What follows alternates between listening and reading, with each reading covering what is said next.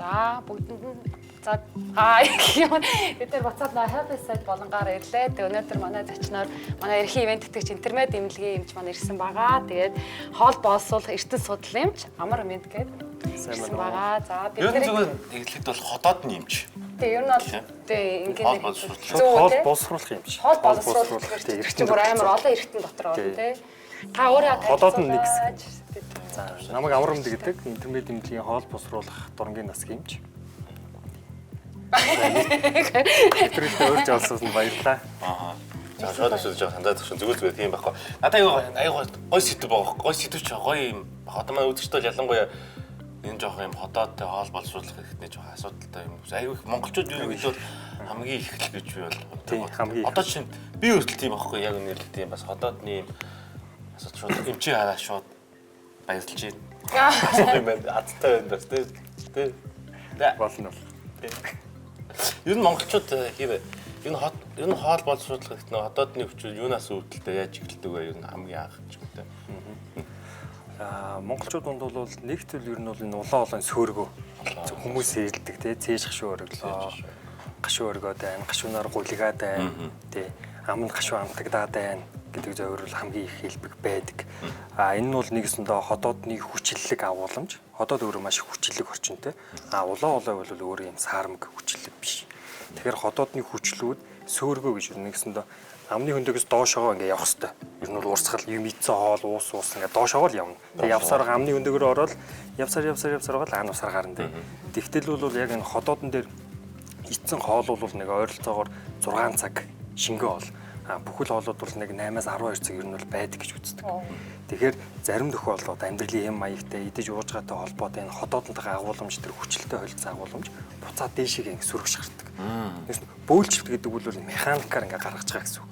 Сөөргөө гэдэг бол хүн гарах гэж үзээгүй байхад өөрөө энэ агуулмж дээшийг гаргаж байгаа. Тэгээ хүчил учраас улаан руу орж ирэхээр тэр нэг түлж мэдэгдэнэ. Тэр нь бол зөөр нь бол эмэлцүүд одоо ингээд хүн цээж хосож чинь гашуу оргилж байна. Гашуунаар гулгаад байна гэж ярьдаг. Тийм энэ зөөр бол хамгийн илбэг. Ерөнхийдөө бол амьдралын хэм маягтай бол холбоотой гэж үздэг тийм. Ер нь бол амьдралын хэм маягтай хамгийн илбэг. Жишээ нь манай дүү бас яг энэ өвчтэй байхгүй юу? Айгаа төвхтэй манай. Тэнгэр нэг юм өөрөө нэг хоол идчихдэг. Тэгээ хоол идчих нэг хүн чинь ингээд зарим залхуу хаар ингээд нэг яг идсэн хоол идэнгүүтээ жууд дэшээ хөвчдөг байхгүй. Тэгээ би хилтэй хүн загнаад босоод суу тэгээ нэг ядаж 5 минут сууж байгаа твтдөхөө өөж ингээд ирүүл удаан болол тэгээ ийм их юм болдог байхгүй. Тэгээ тэр бол маш баах тий. Одоо би өдөр болгон л ер нь бол монголчууд донд нэг бараг бодлыг нэг 2 хүн тутмын нэг ийм зөөр бараг илэрх гээд байдаг. Заримд нь бол үе, зарим нь бол байнгын. Тэгээ мэдээж байнгын илрэхээр хүнд нөө амьдралын чанарт нь нөлөөлдөг тий. Байнгын ингээ хорсоод нэг тийм эвгүй мэдрэмжтэй яваад хахад яг үндэ хэцүү байдаг. Тийм хүмүүс бол ялчгүй ирж ханддаг. Хаяа нэг тий идэж уужгаа жишээ нэг арх уусны маргааш ч үгүй юм те. Эсвэл буруу хоосны маргааш нь нэг үе илэрхий хүмүүс тэгэл тоохгүй яваад. Тэгээ зарим нь бол гэрээрээ бараг ихэнх нь мэддэг хүчил сарамжуулдаг юм ингээ уучдаг те. Уугаал нэг хэсэг уугаал намдаагаа явждаг. Зарим нь бол соодтой усмус уудаг гэж ярьдаг те. Илүү сар тий аргалал яваад иддэг гэсэн. Түрүүний хэлдгээр бол амьдралын юм аяг нэг таргалт орчдөг. Энэ бол хөвлийн таргалтай. Таад мэдэндээ жирэмсэн эмхтэй үнд. Ер нь жирэмсэн сүүл саруудад ихэнхдээ үүсгдэг. Яагаад гэвэл хөвлийн томроод дэшээ өөрчлөлттэй эцэг одоо дэшээ шахсантай холбоотой энэ зөвөр илэрх гэдэг. Тэгэхээр ер нь таргалтай өндөр бас үүсдэг гэсэн үг. Хоёрт бол бас нийтлэг илбэг байдаг нь өрцний эвэрхий гэж байдаг. Нэгсэндээ ходоод бол яг энэ өрцгөж мэдэнтэй гол одоо мах гэсэн үг. Яг өрцгөдөг бол цээж хөвлийн хоёрыг тусгаарладаг юм булчин баг. Тий амьсгалахад оролцсон олон үүрэгтэй. Тэгээд ходоод бол яг өрцний ингээ доор байдаг. Зарим хүмүүс төр болохоор амьдралын явцад байна уу энэ таргалтай холбоотой юу зарим үед хүчтэй огж бөөлж өгч байдаг энэ холбоотой ходоод өрцний дээшээ гэж жоох иврээ гарч ирдэг. Тэгэхээр амсар чинь уг нь бол ингээ өөр ингээ хаагддаг булчинтай. Уг нь бол улаан ходоод хоёрын яг зааг нь юм цаграг юм булчинтай. Тэгээд хоол орохоор онгойно. Хоолоо идээд залгисны дараа буцаад хаагдана. Уг нь бол ингээ хаалттай байх хэвээр. Хүн болгон сөөрөхгүй шүү дээ. Тэгэхээр хаалттай байдаг. Тэгтэл энэ өрцний эвэрхий байна, бусад хүчин зүйлс шалтгаалаад энэ амсар ингээ онгорох болдог. Булчин сулардаг. Өрцний. Тэгээ тэрнээс шалтгаалаад ходоодны агуулмжууд дээшээ илүү амархан сөөрөгдөг гардаг.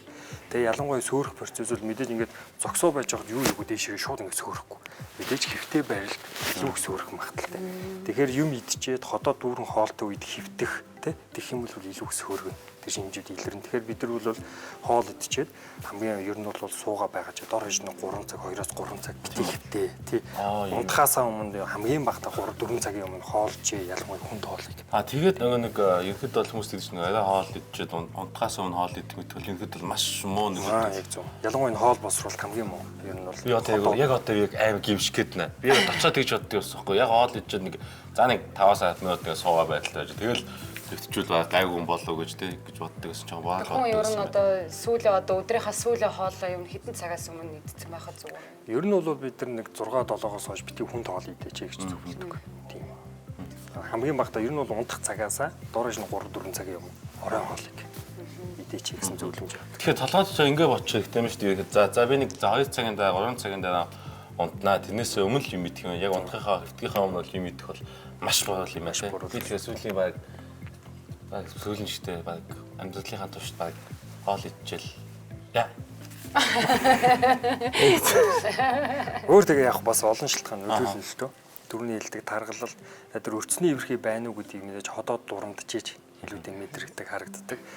Сүүлийн үед бол ер нь бол сөөрөглөө гэд бас ийм байдаг. Ингээд цээж хорсдог хүн байж болно. Гэхдээ яг үндэ бол ходоодны хүчлэн сөөргөөгүй бас тохиолдол байдаг. Тэр нь бол илүү үйл ажиллагаатай холбоотой. Тийм юмнуудыг бас ялхан уншлах шаардлагууд гарч ирдэг. Тэгээ яг хөө гэхдээ нийтлэг нь бол дандаа ходоодны хүчил дээшгээ орж ирснээс л илүүтэй нөлөөтэй байдаг. Тэгэхээр гол имчилгээ бол бид нар мэдээ зөөрөхтэй өндөр бол ходоодны хүчлийг нь дарангуулж өгдөг, багасгаж өгдөг, саарамгчулж өгдөг эмүүдийг зөвлөдөг гэсэн үг. Тийм сөөргөө мэдээж байнга одоо дүүн байна, байнга илрээд байна үзүүлэхгүй байна. Ер нь бол нэг ирж үзүүлэх хэрэгтэй. Хамгийн нэгт бол дурангийн асуудал зайлшгүй. Дурандаад бид нар ходоодны тэр улаан доод хэсэг гэсэн үг. Мэдээж доод хэсгээс эхэлж түлэгдэж шархалж гэмтэж эхэлнэ. Тэгээ ер нь бол шархын зэргээр нь ходоодны дурангаар ангилж үзээд хүнд хөнгөн зэргээр нь ялгаад тэгээд имчилгээ хэр удаан явахын дараагийн хяналтыг хийцээ хийх. Яг зөвөртэй хүн болгонд бол түрүүний одоо жингээ хасахч байдаг юм уу, шууд хоол идэх хэрэггүй бүх зөвлөмжөл заавал байна. Эми имчилгээ хэр хугацаа хэдий ямар яаж хийгдэх үү гэдгийг бид нар дурангаад жиж илүүтэй шийддэг гэсэн үг. За би бас дурангийн үзэлт авч үзсэн л дээ. Тэр гэхдээ ихтэй нөгөө нэг юм унтуулгатай бол унтуулахгүй хоёр төсөл байдаг шүү дээ. Би бол гэхдээ унтуулгагүйг сонгосон. Тэр бол бас нэг талын сонирхол нэг талын бас жоохон амар л юм байлээ. Тэрнээс бас жоохон айгаад байдгаас хүмүүс байдаг те нэг дунгаас байдаг. Ер нь бол ийм айц байдаг учраас энэ тайвшруулалт гэж ярьдаг. Тэгээ унтуулах гэж ярьдаг хүмүүс энэ гарч ирсэн. Ер нь бол анхан илүү нэвтэрч орж ирсэн. Тухайн хүний энэ айц түгшүүр эвгүй байдал таагүй мэдрэмжийг байхгүй болох зорилгоор одоо тайвшруулалт орж ирсэн гэсэн. Ер нь бол хүнийг одоо унтуулах зорилготой эмийн бодисыг суцаар хийгээд тайвшруулалт хийдэг. Богино хугацаанд унтаад богино хугацаанд сэргийдэг. Гаж нөлөө бүр нэг хүмүүс наркоз гэж ярьдаг шүү дээ. Бүр ерөнхий унтуулах тэрийг бодвол зүгээр л хөнгөн зэргийн тайвшруулалт. Хайцсан гаж наркоз ерөнхий унтуулах гэдэг бол бүр шал өөр төвшин бүр илүү гүнзгий унтуулахын асуудал. Тэгэхээр бас хүмүүс дийлэхээр бас жоохон бороо ойлголттой байдаг гэж магадгүй юм аа. Бүр хүнд наркозонд ороод ингээд. Тийм, ер нь бол хүмүүсээ асуудаг байхгүй юм чинь наркоз юм уу? Яах юм бэ? Дараа нь гаж нөлөө байдаг юм уу? Хүмүүс нөгөө наркозонд орохоор бас юм мартаа санддаг гэж ярьдаг те. Тийм байдаг юм уу гэсэн. Ер нь бол яг тайвшруулалтын дээр бол тийм байхгүй гэсэн. Тэгэхээр бол манайхан бас яг одоо хэцүү үзэл сууж байгаа те нэг дурангийн дунд үзүүлэхээсэндээ эмчд үзүүлэхээс ингэж хандж байгаа. Манай интермедик зөөд бас манай хамаан мэнд эмчээс илүү дэлгэрэнгүй зөвлөгөө авах боломжтой юм байна шүү. Хичээлмээрээ одоо хэдүүлээд гэхдээ одоо энэ одоо юу нэг үзэж байгаа ах гэж найдаж байна. Яг одоо энэ эмчийг сайн царайг зээрлээд ав. Яг одоо тийм. Хэдүүлээ гэдэг ярьсан одоо ингээд уже өвчлцэн нөгөө нэг юу стадийн яриад байна шүү дээ. Тэрнээс яг яаж урчис одоо сэргийлэх одоо пунктээр нь одоо нэрлэл тэ. Урчин сэргийлэлт үү? Тийм, урчин сэргийлэлт юм бол. Яг улаан цөөргөн зурсан сэргийлээ гэж байна. Яг түрүүний хэлсэн амьдралын маяг дээр нэг таргалалт. Тэгэхээр жингээ нэмэхгүй, хөвлийгээр тархлахгүй байх тарай хаа. Тэгэл таргалалт гэдэг бол өөрөө олон хүчний ихсвэр. Тэгээд сөөргөөл нэг хэлбэр нь. Тэгэл таад мэддэг нөгөө даралт ихсэлт, чихрийн шийчин сахар тэ. Өөх цуснтайгаа өөх тус нэмэгдэх. Тэгэл зүрх судасны асуудлууд. Сөөргөө ч гэсэн таргалалт ордог. За хоолтон дээр яг түрүүнд ярьсан. Нэг доор ингээд чихэж хидээр ихээр идчихвэл хэвтчихдэг. Тэгэхээр энэ бол тэгэхээр ийм байдлаас сайн сэргийлэх. Түрүүнд ярьсан би нэг булчин байдгаа гэдэг тийм цагаар булчин ингээд сулдаг мэдээж эмийн нөлөөнүүд байж болдог. Зарим хүмүүс тэр булчин сулдаг эмүүд байн хэрэгэлдэг хүмүүс тэр үл тийм нөлөө үүсэх боломжтой. Идэж ууж байгаа юм дээр гэвэл илүүтэй жишээ нь бол бид нар дээр бол кафеин үүд гэсэн үг. кафеин агуулсан хүнсүүд бол Кафеин гэж юу лээ? нэгээс нь кофе ч нөгөө кафеин Кафеин. кафеин. Нэг амар хэрэлдэг хүмүүс байна шүү. Кафеин бол булчин суллах нөлөө байдгаа гэж үздэг. Бас ер нь. Тэгэхээр ер нь хэрэглээ ер нь Би ингээд юм бодъё. Зөкстэй хэрэглэх хэрэгтэй. Чихээ ингээд яриа сонсоод амьдралын юм аа юу нөр дагуу гэж боддог гэсэн яг үндэ л маш бодолтой юм байл та. Бас одоо миний одоо ингэж үзэж байна. Би одоо чинь маш хэмжээний гойглон бүтээгдэхүүн иддэг хүмүүс байдаг шүү дээ. Ерөнхийдөө гойглон бүтээгдэхүүн талах болоод нэг бообооцсон дуртай хүмүүс шүү дээ. Яг тийм тайп юм баггүй юу? Би өөрөө тэгээ тэрийг идэх дуртай. Тэгээ идчихэнгүүч яг нэг хэсэг хугацааны дараа ингээд гэл яг шиг ингээд гэл яа шиг гэл моцаал халуун бүлээ мох айл нэг тэгээд идэх байхгүй. Тэр бас нөлөөлөх. Ер нь бол би хүмүүсээс яг ийм зовирт хүмүүс асуудаг ямар хүнс хэрэглэхээр илүү их сөрөөж байна, зовир нь илэрж байна. Гурлан бүтээгдэхүүн бол хамгийн илбэг байдаг. Тэр бол бид нар бол би бол хүмүүст яг ямар хүнс хэрэглэхээр илүү их сөрөөж байна. Гурил юм уу, кофе уухаар юм уу, тэ? Эсвэл бол пиав ч юм уу, архитар суухаар юм уу, тэ? Тэгэхээр энэ архитарс, пиав тэгээд энэ гурлан бүтээгдэхүүн нийтлэг. Тэгэхээр энэ нэгийг айлгуулах, болох, багасгах, зөкстэй хэрэглэх асуудал зайлшгүй яригдана гэсэн. Дараагийн нэг хамгийн гол нөлөөлдөг хүчин зүйл бол ерөөсөө тамхи. Тамхи, никотин бол тэр цаграг булчин сулдаг, энэ сөөргөг үүсгдэг. Тэгээ тамхи бол өөрөө энэ улаан хоолой ходоод хоёрын хавдрын номер 1 эрсдэлт хүчин зүйлүүдтэй нэг юм. За би бас нэг юм сонсч байсан нэг ходоодны одоо нэг өвчлөлийн англи байгаа шүү дээ. Дараалах юм уу? Эхлээд ходоодны өвсөл тэгээд шахлаад тэгээд шууд хавдаг гэж үүсдэг гэж сонсчихсон. Тэр үний юм болов. Гэхдээ яг наваа бүр анх оюутан байх тэгээд заадаг байсан. Гэхдээ заавал ингээд үргэлжлэл болоо шарах нь хавдар болно гэсэн үг л биш л дээ. Гэхдээ мэдээж ер нь бол цаашдаа хотоодны хавдар үүсэх гол эрсдэл нь хотоодны суурьнд бол үрвсэл. Өөрөө энэ үрвслийг бол хамгийн их үүсгдэг. Ер нь бол хотоодны хавдрын хамгийн гол эрсдэл нь бол Хеликобактер. Хеликобактерийн байнгын халдвартай байх нь нэгт хотоодны үрвслийг бид ингэж үздэг. Ингээ улаалтай байна, үрвсэлтэй байна гэж ярьдаг те дурандаа. Улаалт ингээд үрвсэл удаан хугацаанд үргэлжлэхээр хотоодны өөрийн эсүүдийг ингээ хатангашуулаад байхгүй болгоход. Эсүүд нь үхээд алгуулаа. Энийг бол бид нар хатангаршил гэж нэрлэдэг. Энэ бас үрвслийн нэг хэлбэр нь архаг үрвсэл. Тэгээд хатангарчсан хотоодны эсийн юм суурин дээр өөр эсүүд, ялангуяа гидсний эсүүд ирж итэр ингээ ургадаг. Энэ бол бах архаг үрвсэл. Тэгэхээр байх эсгүй газараа өөр эсүүд ургаад ирэхээр л ийм гажигшлын хэлбэрүүдэд орж эхэлдэг. Тэгэхээр энэ гажигшил нь явандаа хавдрыг үүсгэдэг. Хавдар гэдэг бол өөрөө л нэг эсийн гажиг ургаж байгаа хэлбэр л гэсэн үг байхгүй. Манай Монгол тэгээд одоо статистикаар юм ходоодны хавдар бол их байгаа юу те? Тий, ер нь бол ходоодны хавдраар бол ер нь бол хамгийн өндөр. Номер 5-д ордог. Тохиолдол бол нас уралтаараа. Монголд ер нь бол нөлөөлдөг болон одоо яг Монголын хувьд бол одоо жишээ нь Азийн орнуудыг аваад үзвэл Япон, Солонгос бас ходоодны хавдрын илэрж байгаа тохиолдол нь бас ер нь өндөр байдаг. Ойролцоо өндөр. Тэгсэн мөртлөө нас баралт нь маш бага байдаг. Монголтой харьцуулахад дахин бага. Юу нөлөөлж ийн гэхээр ер нь бол хеликобактер айлшгүй нэг. Мэдээж тухайн генийн онцлог амьдралын хэм маяг тэгээ Азиудад бас хотоодны хавдрын асуудал илүү өндөр байдаг гэж үздэг судалгаа бол дэлхийн нийтэд Ази, Япон, Солонгостой Монголд бол өндөр байгаа. Тэгэхээр энэ цаана бас гений асуудал байгаа. Тэгвэл бид нар бол хеликобактер бол зайлшгүй яригддаг. Тэгэл ер нь бол хеликобактерийг заавал байвал устдах асуудлыг заавал эмчлэх асуудлыг заавал зөвлөж байгаа. Хоёр дахь юм бол яагаад нас уралтаараа өндөр байна гэхээр Япон, Солонгостой харьцуулахад тэр нь бол ерөөсөө л нэрт илрүүлэг. Эрт орчиж үзүүлж онцлуулахгүй байгаа асуудал. Эрт дурандуул, эрт илрүүл одоо ингээд эрт илрүүлэгээ тай сонссон баг те Монголд яваад байгаа 30-аас дээш насны хүмүүсийг дурандаад байгаа те. Тэгэхээр энэ бол 30-аас дээш насны заавал дурандуулах хэрэгтэй. Тэгэхдээ бол зарим хүмүүс дөнгөж 50, 60 настай анх удаа дурандуулж ингээд. Тэгээд ходоодны эрт үеийн хавдар бол ямар ч зөөвөрөхгүй. Эмнэлзүүд юу ч зөөвөрөхгүй. Тийм эрдэхгүй, өвдөхгүй. Яг одоо ингээд дурандаад үзүүлвэл эсэргээрээ эрүүл ходоодтой хүмүүс илүү тийм зөөвөр хэлээд байдаг. Яг үндэ тийм шарахтай хавдартай хүмүүс өө ах нь ямар зөөвөргүй. Тэгээд яа дурандаад үзвэл яг хавдар. Тэр амар зэвүүн чимээгүй өнгөрдөг. Тэгэхээр бол эрт үедээ огт зөөвөргүй. Бүр ингээд томорцсон хойноо бүр ингээд шархлаа том болсон хойноо тэндээс цус шүүрээд эсвэл ингээд дарсан дандаа тийм асуудал нь бүр ингээд хожив шатанда дандаа зөөвөр илэрдэг. Тэгэхээр нөгөө нэг зөөвөр илэрхээр л ирдэг. Тэнгүүд нөгөө нь хожив шатдаг. Тэгээд нөгөө нэг эртэл илрүүлэг гэж байгаа тэрийг ер нь жилдээ хэд орох хэрэгтэй вэ? Тэгээд тэр татамжтай орол зүгээр байдаг. Одоо Монголд жишээ нь манай эмнэлгийн бидний бол дотоодоо бол 40-с дээш насныхныг 1-2 жилдээ тогтмол дурандуулаач гэсэн зөвлөмж өгч.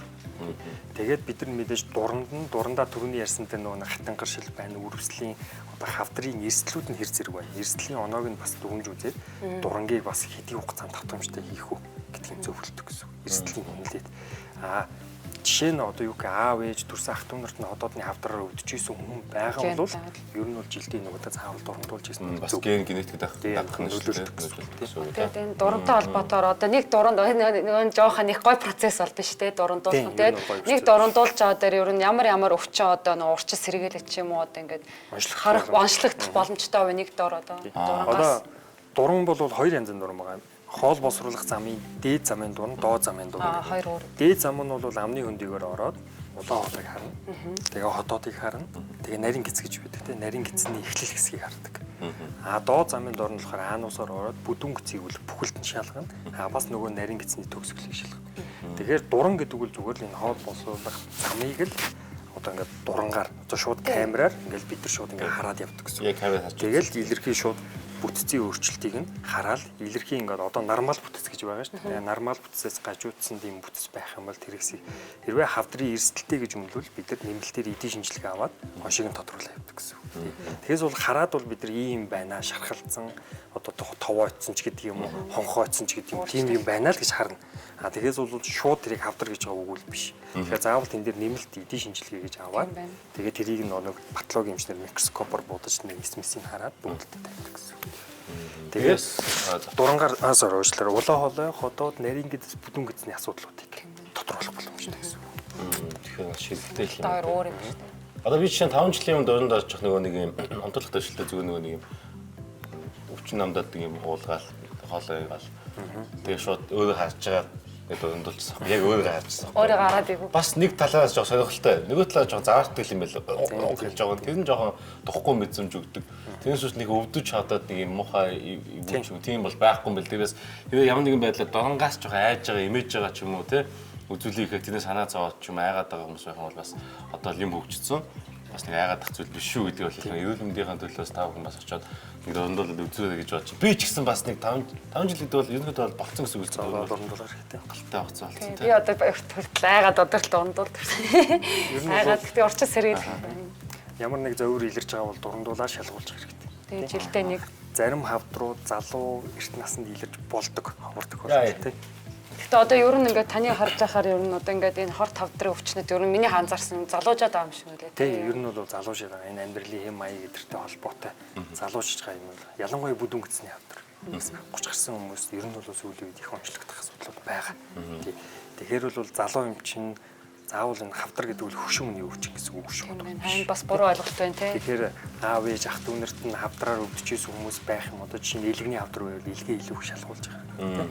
Гений асуудлууд заавалжгүй байдаг. Тэгээд энэ зовирууд байгаа бол заавал энэ зовируудыг эмчтэй үзүүлж асуудлуудыг хөндлүүлэх хэрэгтэй. Тэгээ ер нь бол 30-аас дээш наснд бол ер нь бол эрт илрүүлэг энэ урьдчилан сэргийлэх үзэлгүүдийг бол тогтмол тухайн хугацаанд хийлгэж явах хэрэгтэй. Одоо жишээ нь танд тэ үзүүлэлгээ очие гэвэл яаж холбогдох вэ те бас би бас те газ холбогдмол бид яаж холбогдох юм гэж авмаа. Мэдээж интернет зөө очиж цаг аваад эмчтэй цаг аваад зөвлөгөө аваад за мэдээж бас дондуулна гэх юм бол очил гэж зүйл бас билээ байх бах те тэрээс төлөвлөх бах те. Тэгээ ер нь бол утсаар ч юм онлайнаар юм ирээд цагаа аваад тухайн эмчтэй. Манай дээр бол яг хөө надтай адилхан хоол босруулах дуунгийн хэсгээр бол 10 эмч байна. 10 эмч байна.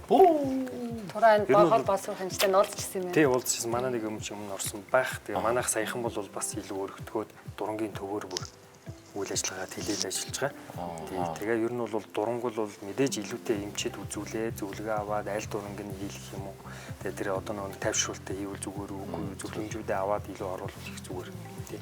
Дурангийн технологийн хувьд бол одоо интернет эмнэлэг дээр нь ер нь одоо технологи нь байнга хөгжиж байгаа бах тий. Тэгээд одоо юу гэдэг цаашдаа одоо ингээд дурангийн одоо би жоохон бахад сууд зүйн амар том дуран залгана гэж их ч үзүүлж ирсэн. Ийм том байсан гэд одоо мэдээж тэр нь бүр ингээд цаног хөгжөөд бүр багсаж байгаа те. Бас тэрний ирээдүй бас нэг ийм залгаад ч юм уу тийм маягаар одоо камер нь жишээлбэл ирээдүйд ингээд жижиг юм шиг болоод залгаад гарчдаг ч юм уу. Тийм ер нь цаног хөгжил ер нь ямар байгаа. Даарцгаа зүгээр дуудаач те. Ер нь яг стандарт хэмжээ байгаа. Яг одоо дэлхийн нийтээр яг стандарт. Одоо дурангийн үйлдвэрлэж гэх юм одоо бидний хийж авдаг дурангууд илүүтэй Японд бол маш сайн үйлдвэрлэдэг тийм. Японы Олимпус гэх брэнд ер нь бол нэг стандарт байгаа. Яг стандарт нэг хэмжээтэй. Тэгээ камер мэдээж камер дээр бол жил ирэх тусмал илүү апдейт хийгээл илүү сайжирч байгаа, нэгтгэрлэн сайжирч байгаа. Тэгээд тэр хавдартай үргэлжлэлтэй эсрүүдийг илүү их сайн харах тийм функцүүд илүү их нэмэгдэж байгаа. Тэгээд мэдээж дуран ганц дуран бол онцлогоо биш. Одоо сүүлийн үед давхар имчилгээ явна. Түрүүнд хэлсэн давхар ингээ эдийн шинжилгээ авна. Цус гарч ивэл цусуудыг тогтоон тийм хоол уусруулах юм цусаалтууд байж болно тийм цусуудыг тогтоон. За одоо бол эрт үеийн хавдар байх юм бол дурангаар имчилнэ. Нэгсэндээ эрт үеийн хавдрыг дурангаар доогор салстан доогор хуулж явна. Одоо та яд ургацг гэж сонсч байсан. Ургацгууд бол аль ч хэрэгтэнд ингээд ургацгууд гэж ярьдаг тийм. Ялангуяа энэ ходоод гидсний ургацгууд бол хэлбэг. Тэгээ энэ ургацгууд өөрөө бас хавдрын ялчгүй нэг риск буюу эрсдэл. Тэгэхээр ургацг байвал тэрийг эрт үед нь авах. Тэгэхээр дурангаар давхар онцлохоос гадна сүүлийн үед бол имчилгээ. Имчилгээний аргууд илүү хөтөлбөр. Одоо сүүлийн үед бол илүү имчилгээний өмнөд илүү их нэвтэрч орж ирж байгаа. Тэгээд бас нэг юм бас аахгүй. Одоо ходоодгийн эргэтэн хүний сэтгэл зүйтэй холбоотой гэсэн тэр үнэ. Хоол босруулах зам бол тэр чигээр. Одоо ямар нэгэн амар стресстэй ч юм уу эсвэл нойргуудтай ч юм уу тийм хүн бол ходоодны өвчлөө илүү өндөр болмос үү те. Яг л стресс өөрөө энэ ходоодын хүчил ялгартыг илүү их нэмэгдүүлээд байдаг. Тэгэхээр ходоодны тэр шарах, ходоодны өрөвслүүд, ходоодны хүчил ихсэнтэй холбоотой илүүтэй үүсдэг. Уг нь ходоод өөрөө хүчилдэг, тодорхой хэмжээнд ялгарна. Тэгээд тэр хүчил нь бол илүүтэй одоо бидрийнхад энгийнээр л маха уургийг задлах үүрэгтэй, гол үүрэг нь бол те. Тэгээд хүчил өөрөө бол салст нь хүчилтэй ингээд эсвэртэй ингээд барьертай хамгаалах процесс. Тэгэхээр тэр одоо жишээ нь хеликобактерч байдаг юм уу? Эсвэл бусад хүчин зүйлийн нөлөөтэй ходоодны хүчил нэг эсвэл хитийг ихсэж болно. Эсвэл бол ходоодны хүчлээсээ өөрийгөө хамгаалдаг процесс нь алдагдаж болно. Энээс шалтгаалаад тэр өрөвсөл шарахны асуудал үүсдэг. Тэгээд хэдүүлээ дандаа 30-аас дээш гэж яриад байна те. Бас 30-аас доош одоо манай те өсвөр насны хүүхдүүд ч юм уу те бага насны хүүхдүүд тийм одоо би ингээд хоёр дүүтэй тэгээд боловсрал нөгөө нэг бага ангид нь ингээд хоол өгөөч ч юм уу те тэгээд тавыг төгсөөл хоол байхгүй тэгээд нөгөө хүүхдүүд маань ингээд пирашки хуурсан ингээд ер нь бага насны хүүхдүүдийн хувьд бол бас юм ходоодны асуудал бол их байдаг. Их байж болно тийм. Бидний зүгээс бол яг манай бид нар бол яг 18-аас дээш насны хүмүүсийг үзэж зөвлөгөө өгдөг. Дуран дээр бол гэхдээ бага насны хүүхдүүдийг яг манай нэг дурангийн эмчүүл дурандах хэрэгтэй дурандчихэд. Гэхдээ илүүтэй бага насны хүүхдүүд хоол босруулахын дурангийн эмч хүүхдийн хоол босруулахын дуран хоол босруулах тусдаа байгаа. Гэхдээ түрүүний ярьсан одоо энэ илүү бага наснд одоо буруу хооллолт те энэ шарсан хуурсан түргэн хоол энэ минээс л өвчлөл бас нэмэгдэж байгаа. Тэгээ хеликобактерийн халдвар ч гэсэн илүүтэй бид нар бага наснд л авдаг аав ээжээс. Илүүд ойр орчим. Одоо нөгөө нэг хүүхд хооллохоос холдог шүү дээ. Нөгөө нэг бага насны хүүхдийг хооллохдоо нөгөө аав ээж нь халбгын нөгөө тэгээ нэг мах захын ажиллаж байгаад ингээ амлуул ингээ хийж өгч. Ер нь хеликобактер одоо ойлголтгүй хүмүүс байж магадгүй те ингээд халдвартай өвчин гэдээ ойлгож би зөв ойлгож байна те тэрийг бас тайлбарлал те бас хеликобактер бол халдварлах замын бол илүүтэй ахуйн зам байна. Одоо аяг тавг шүлсээр гэсэн. Тэгэхээр илүүтэй халдварыг илүү л бага наснд аав ээжээс ах ээжээс ойр орчмоос авах магадлал илүү өндөр. Тэгэхээр ер нь бол бид нар хеликобактерийг эмчлэх юм бол дараа нь мэдээж халдвар авах хэрэгсэл яагаад гэвэл өндөр халдвар тархалт өндөр байдаг. Тэгэхээр яас сэргийлэх гэхээр аяг тавгаал тусдаа байлгах тийм. Өөр ингэсэн аяг тав ялангуяа ажил дээр олон нийтийн газар тийм гэртээ ч гэсэн шүдний сойдыг байнга сольж явах. Тэгээ хэрвээ нэг гэр бүлийн нэг гишүүн өвдсөн бол нөгөө гишүүн ч гэсэн шинжилгээ өгч байвал заавал хамтдаа эмчилгээ авах. Тэгжээж илүү энийг устгахаас гадна ахиж авахаас илүүтэй сэргийлж байна гэсэн. Тэгэхээр энэ бол ахуйн зам аа. Яг зөв тэр шүлсээр амаар.